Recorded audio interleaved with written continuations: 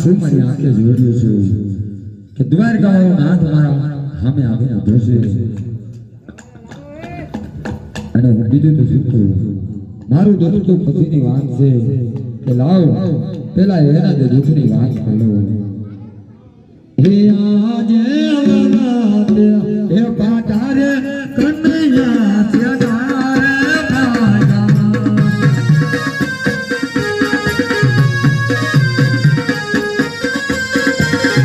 હે આવા